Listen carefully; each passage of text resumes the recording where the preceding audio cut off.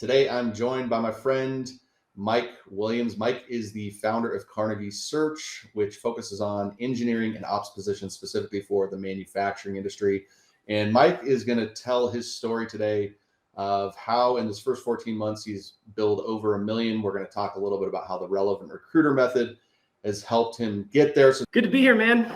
So, Mike, let's get right into this thing, man. Before we get into all the business details, give us a little background. Where are you located? What's going on in the personal life right now? Yeah. So, all right. So for introduction, my name's Mike Williams. I live here in Charlotte, North Carolina. Me and my wife, Sam. I grew up in Massachusetts, western part of the state, like 2 hours from Boston. I'm a recruiter. I've been a recruiter the last 6 years. Today, I run a small recruitment firm called Carnegie Search. And what we do is we place manufacturing engineers, manufacturing plant managers, mostly in the Charlotte area, like 100 miles to Charlotte is our geographic area. Awesome, man. Tell us a little bit, how did you get, what was your path into just getting into the recruiting industry? How did you get started as a recruiter? Yeah. So short story is I was always in sales. But I'll tell you the story of how I found recruiting. So yeah, grew up in Western Mass, went to high school, went to college like everyone, had no idea what I wanted to do with my life. I was a terrible student. I had a 1.9 GPA in high school. I wasn't particularly good at anything. I went to college for English, got my degree, but the most notable thing that happened to me while I was in college, I would say, was the college job that I had. So my job title in college was student caller. And it worked at a place called the Annual Fund. And the Annual Fund was literally a basement office, no windows, with like 30, 40 kids all in college who would make cold calls. And we would call alumni and ask them for donations for the school. So that was a great introduction for me, into sales and into recruiting. And I immediately was interested in it, liked it, was challenged by it, had fun with it. I was immediately pretty good at it. My kind of legacy there was I was one of the only people to ever get someone to give $5,000 on a cold call. So that was fun. And actually in those days, they paid out commission to the kids that were calling. And you could make some pretty good dough calling on these people. So they actually changed that the year that I was graduating. They stopped paying commission. I wouldn't say it wasn't because of me, but it was because of the top. There was a kid there, actually. His name was Dan. And he was like the GOAT of the Annual Fund. I'll bet you he was making 50 or 60K on a part-time job, just calling people and the crazy thing is he became a recruiter too. So yeah, it was like a kind of like the farm leagues for recruiting and sales. And, so I did that. And then after school, I did the thing that a lot of people do who find their way into sales, which is I started in a product or service I was selling that I didn't really have a lot of passion for.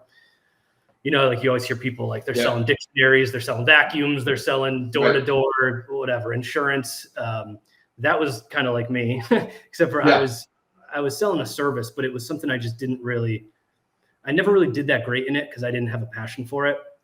And I probably stayed in that for too long, but I was there for like 4 or 5 years. And then I was just ready for the next thing. I started looking at sales jobs. I found this posting for a recruiter position. It was actually a business development position at a recruiting firm. I didn't know anything about recruiting, but I interviewed, I got the job. And then it was just off to the races there for me. I immediately really liked it because I went from making a cold call that was very hard to explain what the service was, hard to explain what the value prop was, hard to explain what the pain points were, to the type of cold call you make in recruiting is hey, I see the job is posted online. It's been posted for 95 days. I'm literally looking at a resume that is exactly what you need. Do you want to talk to the guy? And if they say no, it's what do you mean no? It's are you afraid of the fee? If you don't want to pay 25%, let's talk about 22.5. Let's talk about 20. I was a little more negotiable, I think. In your early days, yeah. You can always negotiate a little, but it was just a eureka moment for me of this makes a lot of sense. And we're actually helping people and we're actually making money to do it. And so, so then I was with that company for 5 years. So you were with that company for 5 years. doing business development, did you eventually kind of transition into running like a full desk? I did a full desk from day one. Okay, got it. So I was just right into the deep end, man. Just like sink or swim. It was like full desk, did all the candidate side, all the client side. They'd actually never done perm in that office ever before.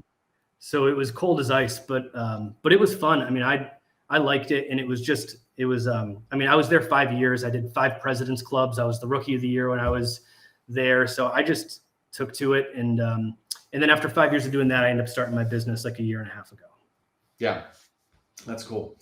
That's cool. So what motivated you, what was your big driver for going out and starting your own business? Yeah. So it was something I thought about a lot.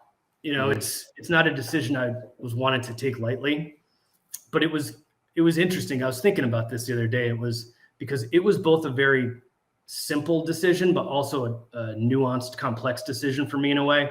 It was simple in the respect that at some point when you're a recruiter, if you're a big biller and you're doing well, it's just like the next thing kind of in your progression. Like you make 5 President's Clubs. It's like, do you want to try and make 6, 7, 8? You want to try and make 10? Like at what point do you say to yourself, like, I want to do something more? But I actually, I took that time period as like a time to really reflect on why do I want to start this business? And I thought a lot about that because I was basically thinking to myself, like, okay, you're on this road, you're billing, you're making money, whatever. The next step is to start your own business. But why are you even on this road? Like, why do you even want to take that next step? Yeah. Because I wanted to really check in with myself before I did this next hard thing of starting a business. And I also thought just like, that's not really a good reason to start a business, is just, it's the next thing. So you might as well do it. Right. So I, thought about that a lot, and I learned something about myself, which was, up to that point, the main point of being a recruiter was just how much money can you make? Can you be the number one in your firm? And I had kind of gotten to a point when the money wasn't really winding my clock, because I'm not like a flashy person. You're never going to see me wearing a Rolex, driving a Mercedes. I don't care about any of that stuff.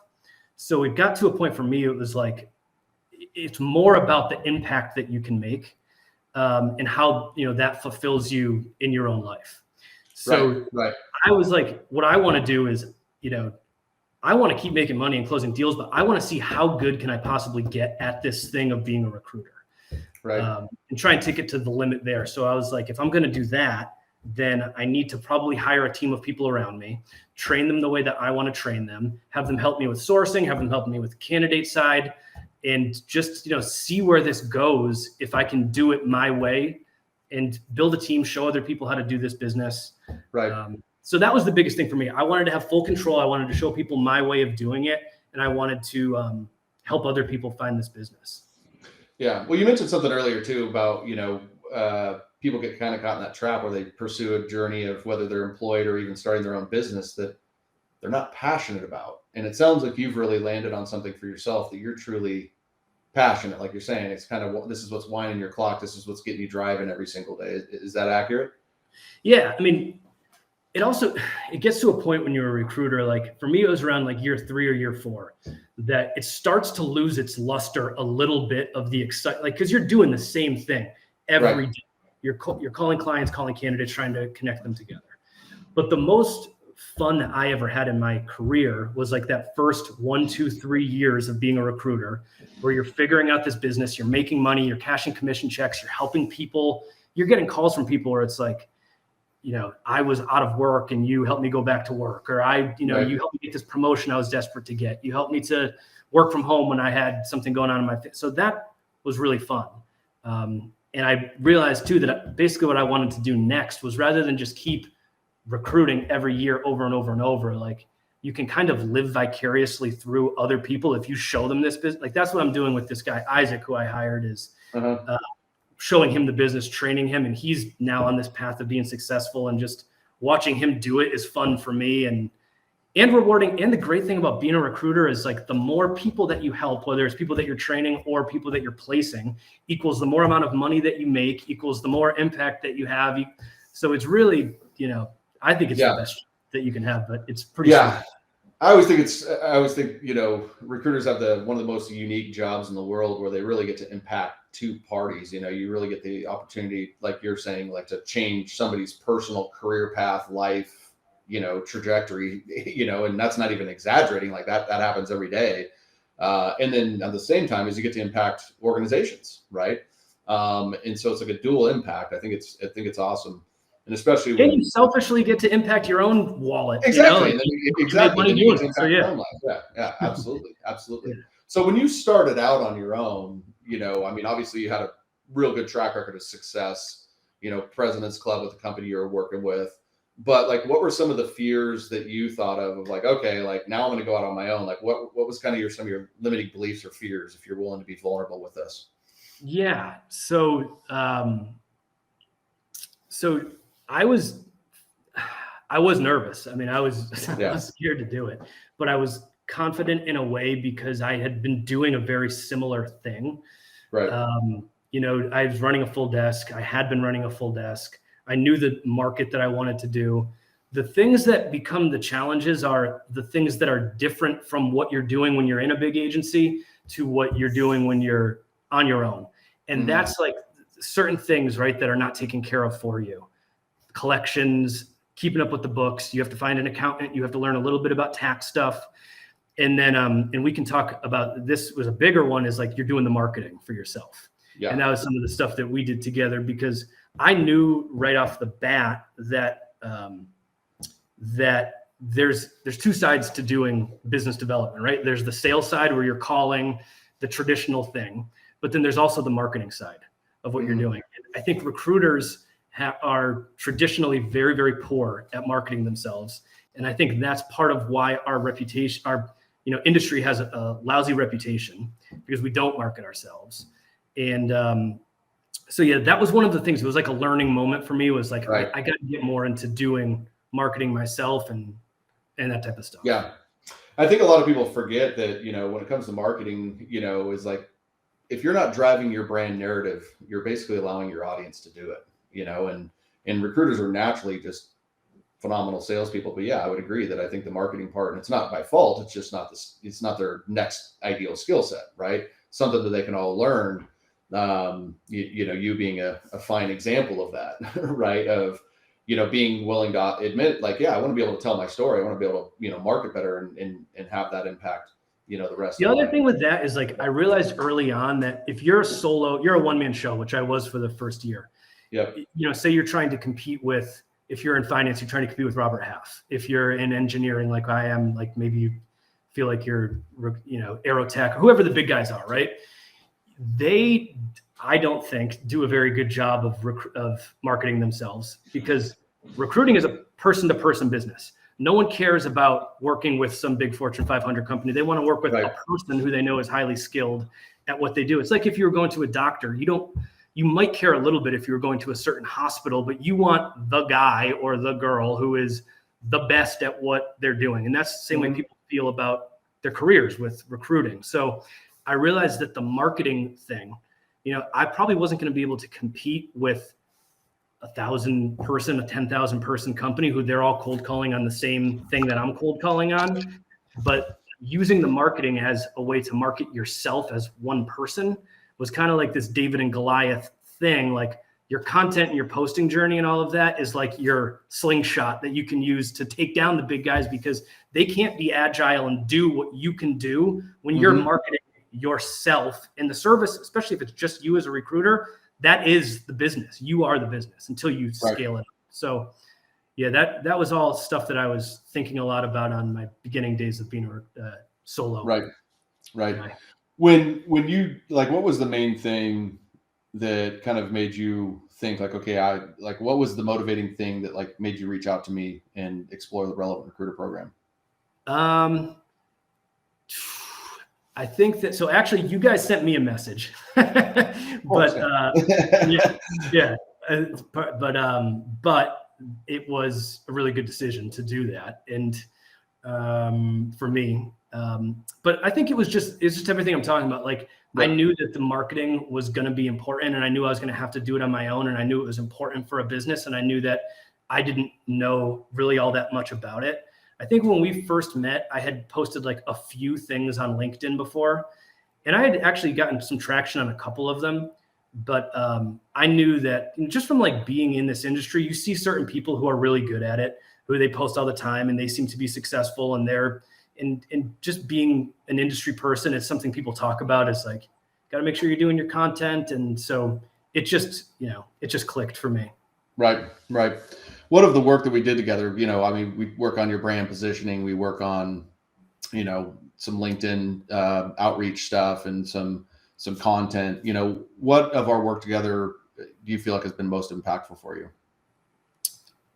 So some cool stuff tactic wise. I mean, we did some automation tools that are very cool.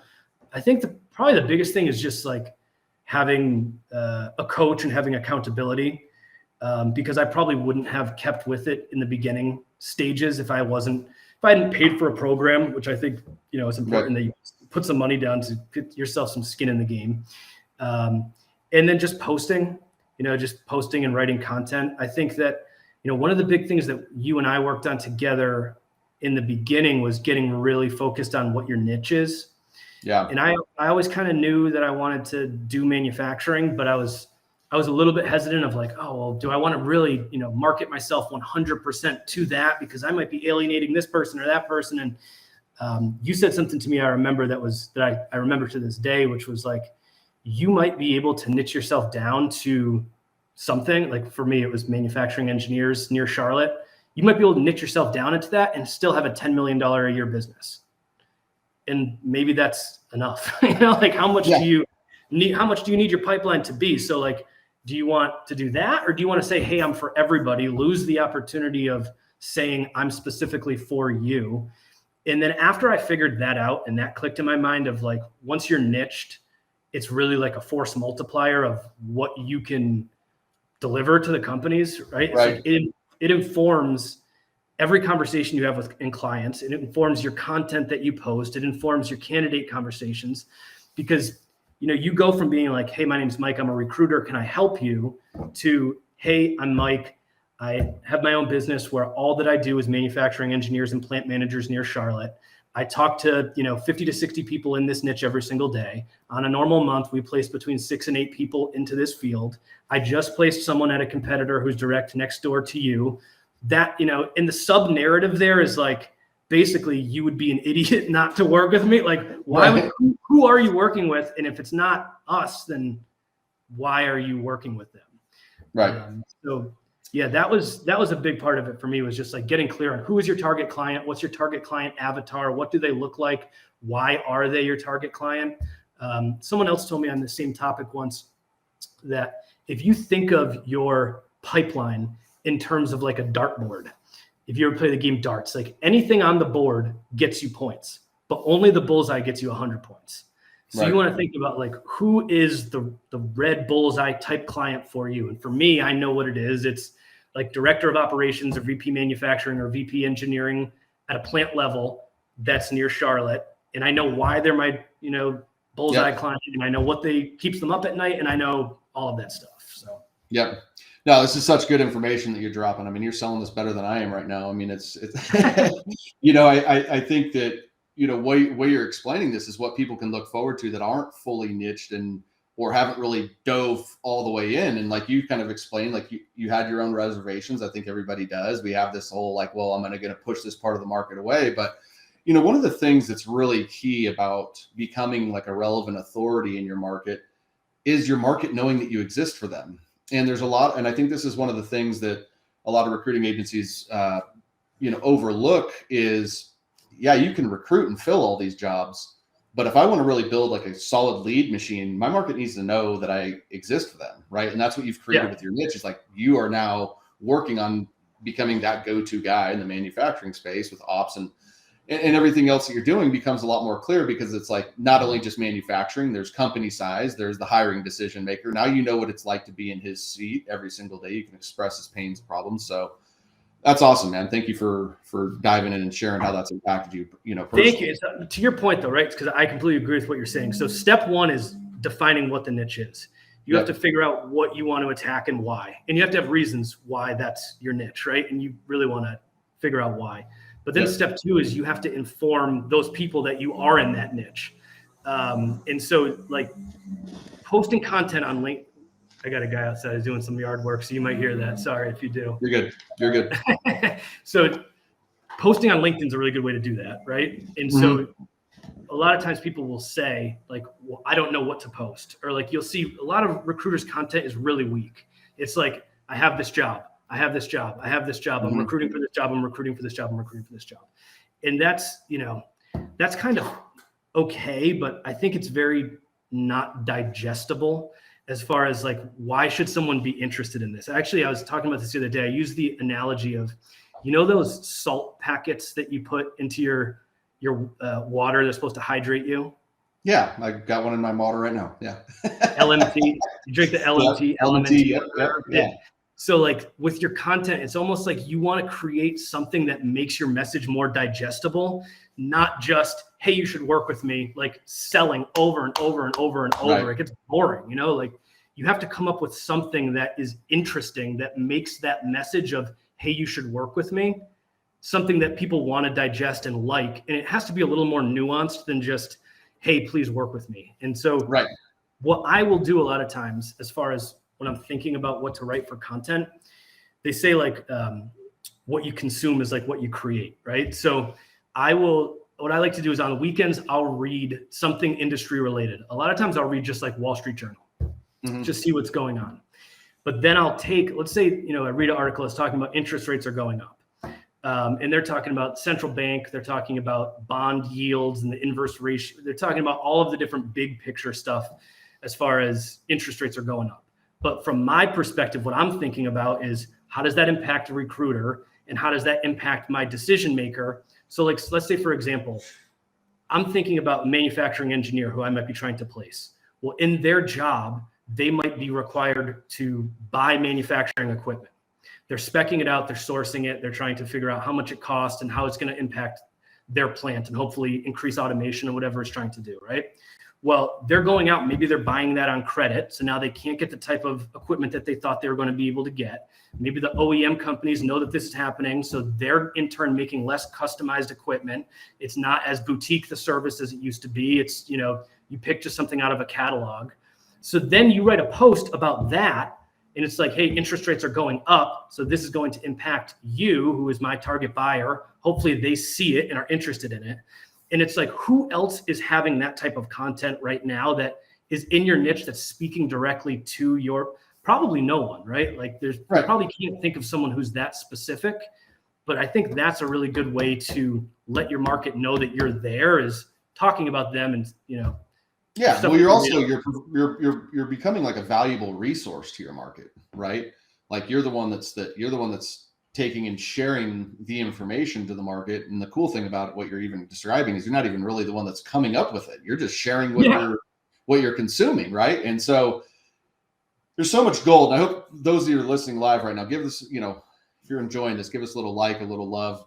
Feel free to ask any questions to Mike right now. But what he just shared with you is really, really good stuff of, you know, one, how to inspire yourself, get out of your own way, but really just being okay with just sharing your thoughts and opinions about things that are relevant to your industry. It positions you as being a value-added resource and an authority in the space. And so one of the things we talked about before we got on this, it went live here, is like how you've actually kind of created some content that reaches towards recruiters and then some content that kind of reaches towards your target audience. And sometimes when you're reaching towards your target audience, it doesn't get as much engagement, but actually what you're seeing from, you know, a result of revenue, so to speak, is more impactful from that. You care to speak on that a little bit?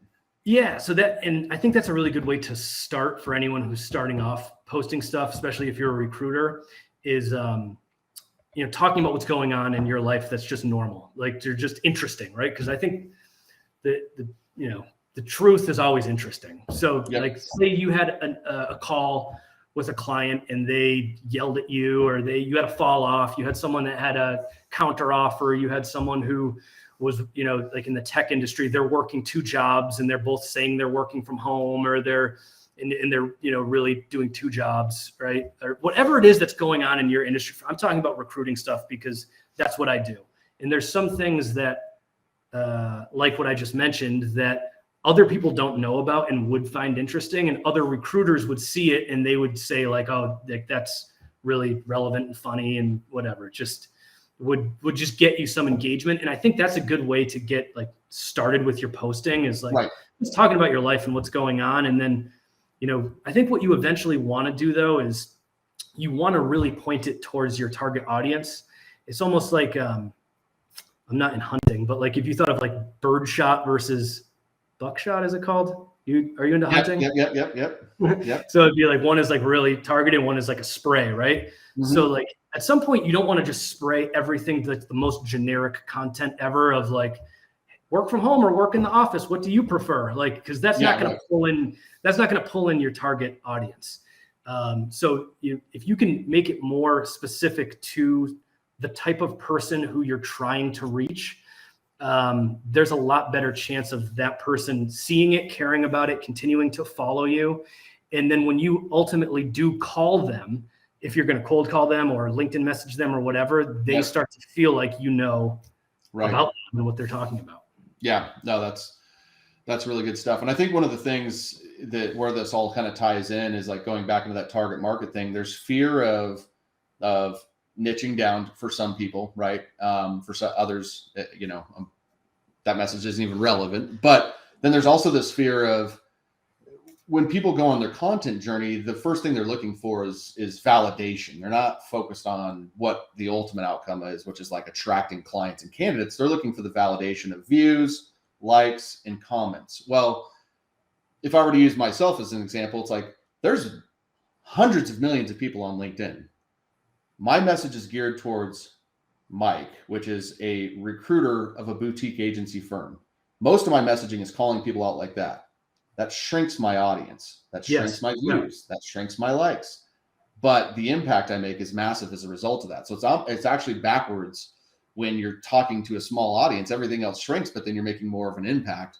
When you cast it out wide, like you said, hey, work from home or work from there, like, yeah, you might get a lot of engagement, but you're not speaking to anybody. You're not talking to anybody. You're not, so it's good because engagement, any type of spreading of the news of you as an individual is good, but you're going to have most of your impact from the ones where you're saying, target market, calling out the audience and being specific for them. That's how your market really gets to know that you exist for them, right?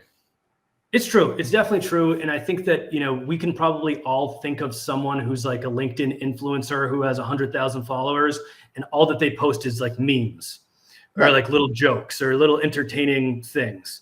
And so my question to that is like, are you getting any money out of that? Like, I don't know if they're monetizing their views somehow. I'm not in that game, so I don't care about that, but it's like, what type of clients are you getting from that? And you're probably not getting any.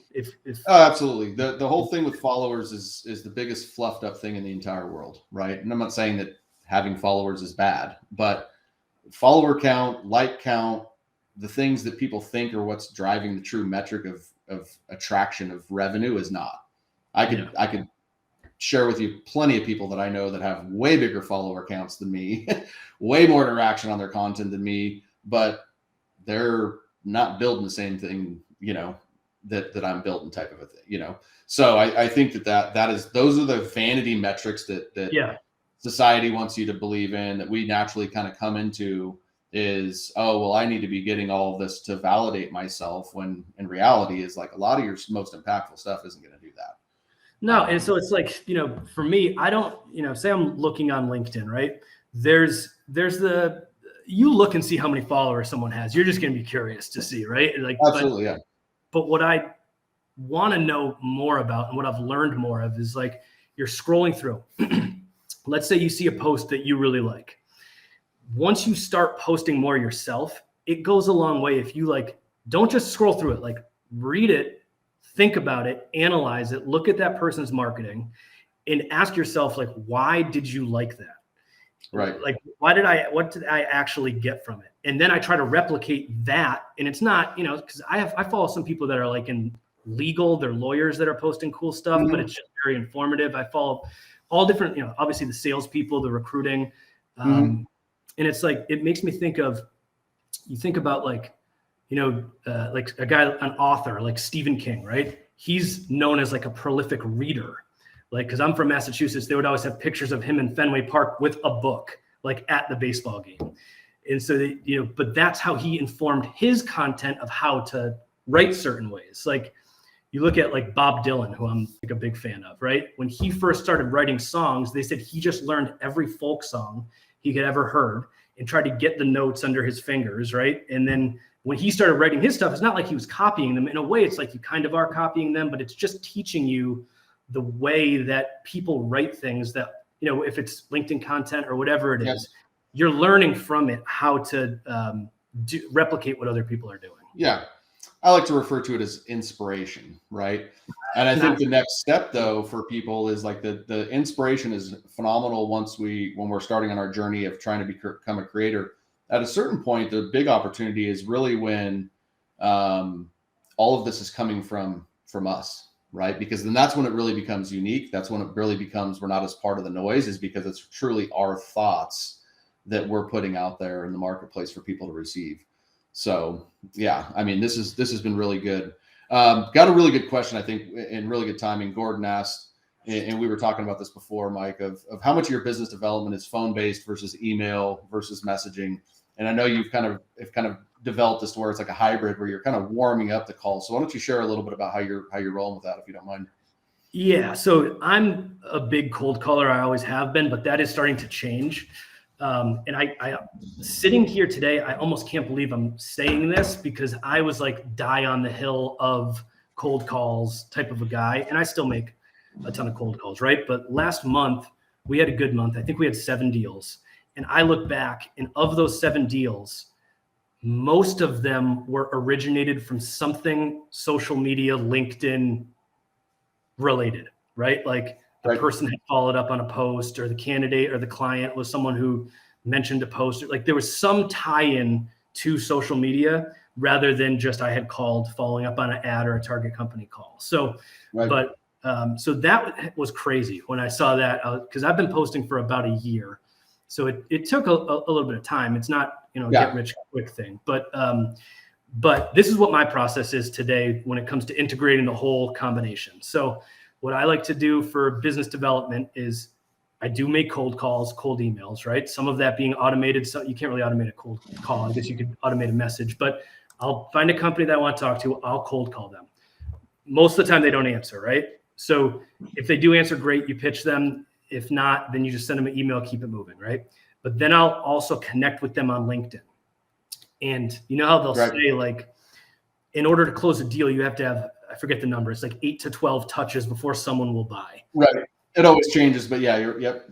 Whatever number you say it is, it's always one more than, like if I said, oh, it's 9. Absolutely, yeah. It's 12, it's 13. Yeah. Yeah. But I always had trouble with that, because I would just forget about people. You get onto other things. You pick up one job order, you want to recruit for it. So you're not, following up with that person the 9th, 10th, 11th, 12th time. They just fall off the map. It's basically a wasted opportunity, because it's even actually worse than if you did nothing, maybe, because you wasted 3, 4, 5 calls. If you had gotten to 8, 9, 10, 11, you would close the deal, but you did all that time not closing anything. Right. So, but the difference now is when you connect with someone on LinkedIn, every time that they see your post, that counts as a touch point. Absolutely. Because they're connecting with you, they're remembering you, and you're doing it in a way where you're not even asking for business, which is even better.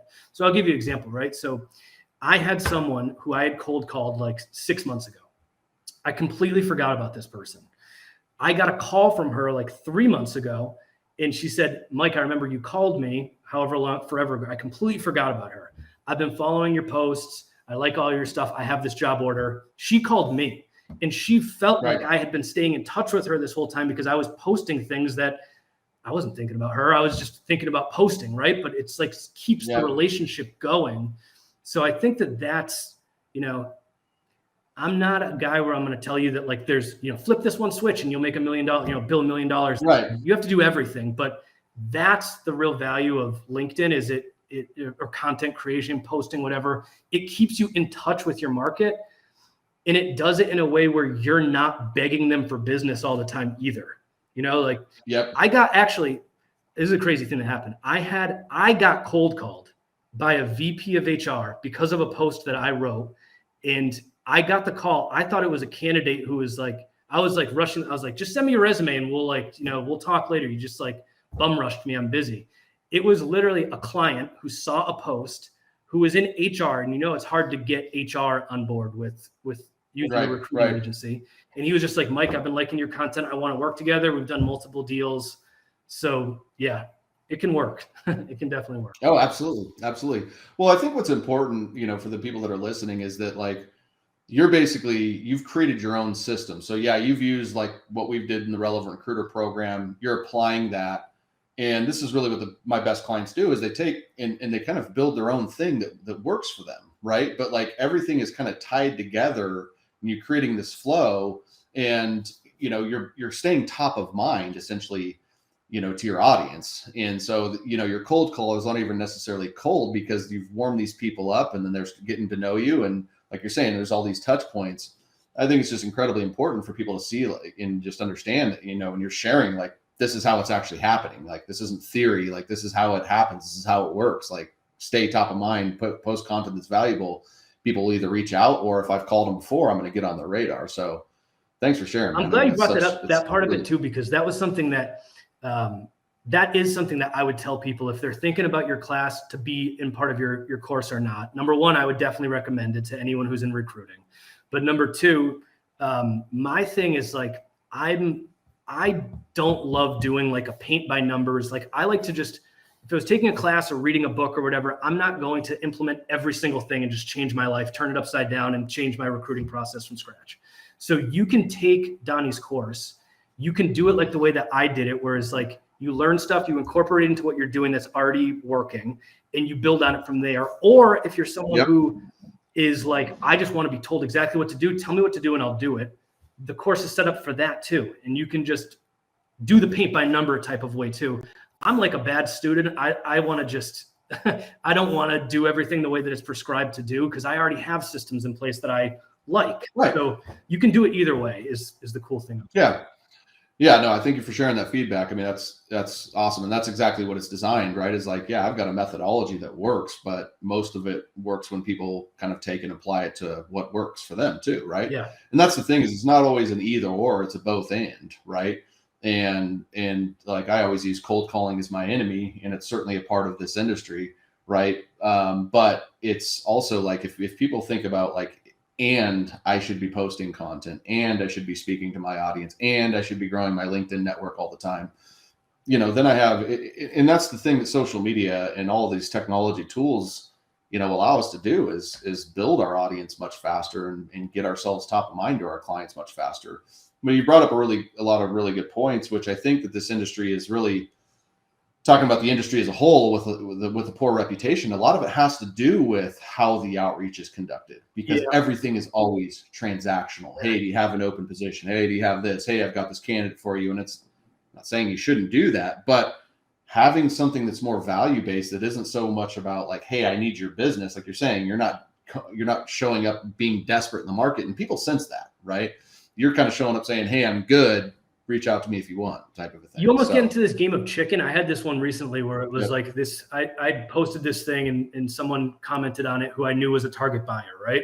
So I you still have to lift a finger. Like I sent a message like, hey, thanks for liking my thing, right? And she responded back like, oh, it's cool. I appreciate your content. And then like a week later, she messaged me about something else, another thing that I posted or something. And I'm like, I am not going to ask for this job order. Like, I'm just not going to ask. I know that it's coming. I was like, just, hey, good. And then she eventually gave me job orders, because you're you're all there for a reason. But, pulling on a thread of something you just mentioned is like, I think that digital marketing and cold calling are opposites. And if you want to be like, oh, I'm the enemy of cold calling, that's, you can do that too. I like to do all of it, but it depends 100% on you as a recruiter of what do you want to do.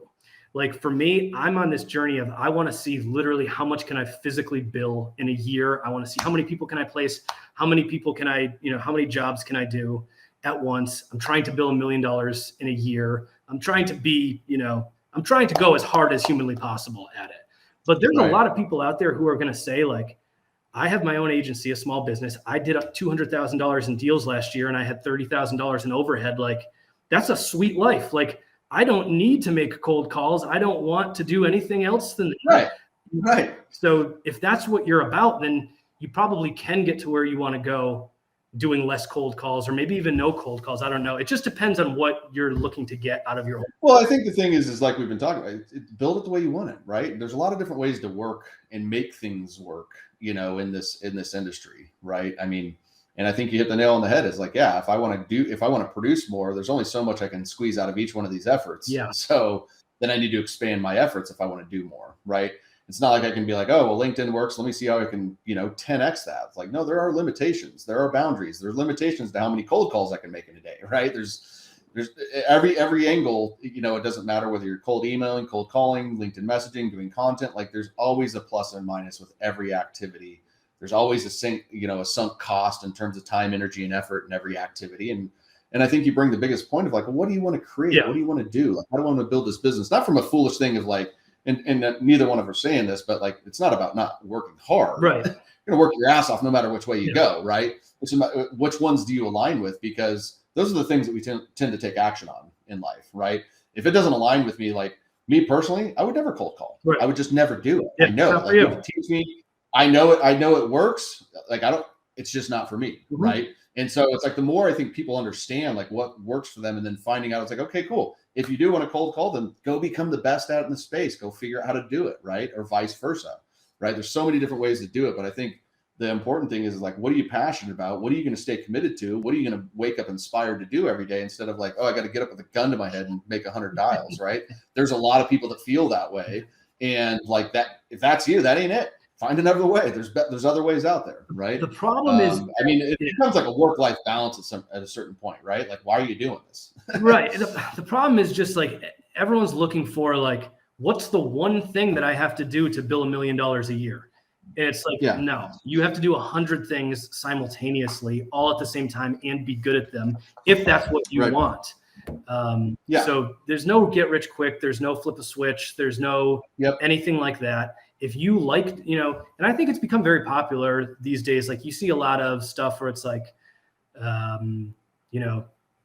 build a big desk and not make cold calls, right? Because people like that. So people don't want to make cold calls. They're not into it. Then go ahead and do it. And you might find that you can get to a point where you bill enough that it's enough for you that you're happy. So different strokes for different folks. Yeah. Yep. Well, it's also, I mean, you have no idea what you might be able to create with your own thing here, right? Your brand, I know very successful $1 million billers that don't make a single cold call. Yeah. Because their brand is taken over and they get so much that's coming in from their inbound, which like you're just kind of at the front end of this. Right? Really. So it'll be interesting to see where you're at 6 months, a year. And like, because one of the things that content does that more than anything else is a compound effect. Mm-hmm. Yeah. And content works 24/7, 365. You and I are here. It's 12:45 Mountain Time right now. We've spent 45 minutes here together. We've recorded this. There's been about 25 people live with us here watching this. But after this thing will probably, touch another 1,000+ people. It could be, without any 2 years from now on Easter Sunday, and someone sees it and then they send you a message. That was a cool thing that you did. Can we work together? It's like, holy smokes, I forgot about that. Yeah. That's content. There's so much leverage in it. Chris, what's up, Chris, man? Thanks for asking. So he said in the beginning, what did you prioritize more, building up a pipeline of candidates or clients? In the beginning or just in general? In the beginning, like when you guys launched. I mean, the first thing that you have to do, this is a paradox, right? Because the first thing that you have to do is sales and get clients. But the first thing you have to do in order to get clients is you have to get candidates. Because what are you going to say to the client when you call them if you don't have a candidate? And I know that some people do this thing where it's like, just make someone up, like just do a ghost NPC. It's like, just go find a damn candidate. It's not that hard. Like you're literally the cold calling that you do on the candidate side or the cold DMing or whatever it is, the outreach that you're doing on the candidate side, right? You can call it sales. You're not selling anything, really. Like you're not asking them for money. So why can't you just go out, get a type of person who's in your niche, who's placeable, who's an NPC candidate, who's looking for something reasonable as far as what their salary range is, find that person And then you can say to them, look, I'm new, not new at a recruiter, but I'm new in my own business. You're my first candidate, or you're one of my first 5. It's me and you. My mission in life is to place you. I'm not like these other companies that have 10,000 people in their applicant tracking system and they're promising to stay in touch with all of them. Like, work with me. Maybe try to get exclusivity for a week, or give me 1 week of exclusivity. Don't work with any other recruiters. Maybe they say yes, maybe they say no.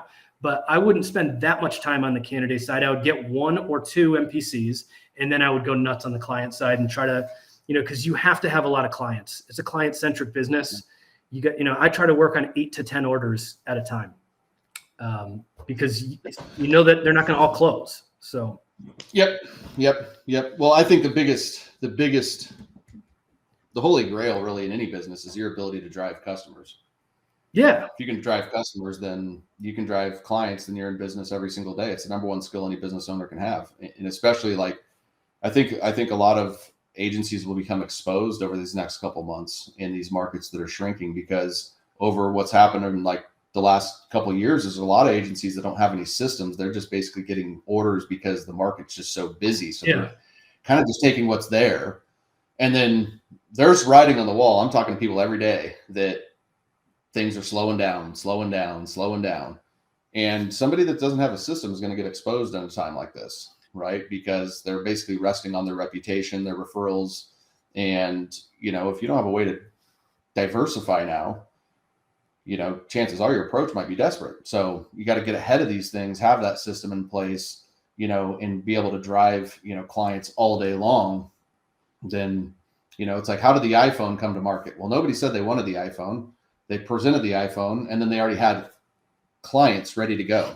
Yeah. Then the iPhone improves because of clients, because there's customers, right? So, that's what I think with when you're looking at that, Chris, like the MPC to grab that candidate with that approach is excellent, but just developing skills to always be hunting for clients no matter what is important, in my opinion. Yeah. And that's like the number one skill. If you can solve that, then you can develop your recruiting skills if you're not an expert recruiter right away, right? You got to push yourself to do the sales side of the business. Everyone who I talk to, so like, this is the top question that or like the top topic that if I'm talking to recruiters, it's like, hey, Mike, you started your own agency. That's cool. I think I'm ready to start my own agency too. I've been doing this for a year and a half and I'm only a sourcer, I'm only doing the candidate side of the business.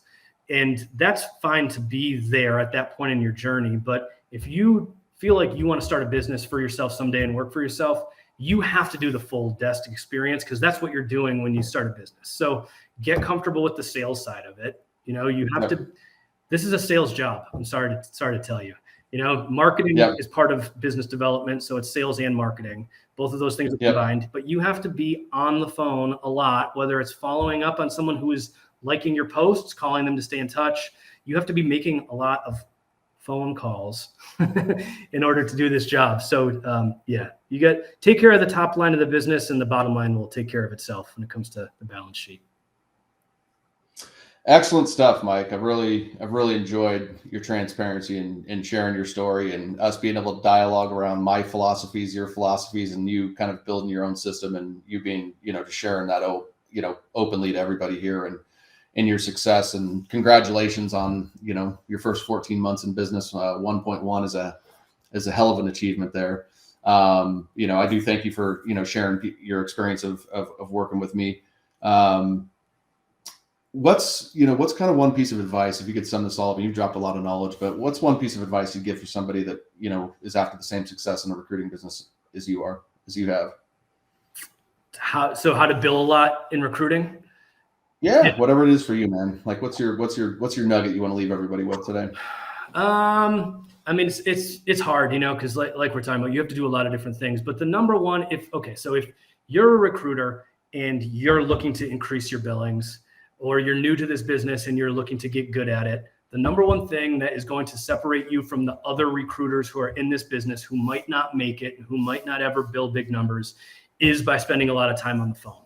So I know that that's not a marketing topic, but it's just the truth. You have to make a lot of calls. You have to call people. You have to stay in touch with people. The phone is the differentiator. I think the phone is still the strongest tool that is used in any type of a sales business. But I think you want to layer it with a marketing technique, with an automation, with, cold email, cold, all of the different tools, right? But don't be afraid of the phone. And if you can get comfortable on the phone and you are willing to make a lot of calls, you'll always have a job in the recruiting industry. There you go. The game is always won on the phone. Mike, thank you so much, man. Hey, where can everybody follow you or find you at? My LinkedIn page, which is LinkedIn-Mike Williams Carnegie Search, or just if you Google Carnegie Search, you find our website that way. Right on, right on. Well, that was an excellent interview, Mike. Thank you. Thank you about 500 times now, so I'm not going to thank you again, but thank you for being here. Thank you, everybody, for listening and joining us and asking some good questions. We'll be back next week with another live episode of the Relevant Recruiter Show. But for those of you that watch this, take action on some of the things that Mike said. There's a lot of really good nuggets in here. A lot of good reminders of staying consistent with your phone activity, and then combining that with more of the modern marketing approaches. And I think the big thing that Mike that I took away from this with Mike is just having passion and really doing the things that you're going to execute on. Not setting yourself up for failure about putting tasks in front of you that you're just flat out not going to do. So Mike's been a great example of that, and his success is something that I think a lot of us would want to have. So Mike, thank you again for sharing. For the rest of you guys, if you guys enjoyed this, make sure you give us a little love and a little likes before you go here. And we'll see you guys next week on another episode of the Relevant Recruiter Show. See you then. Thank you.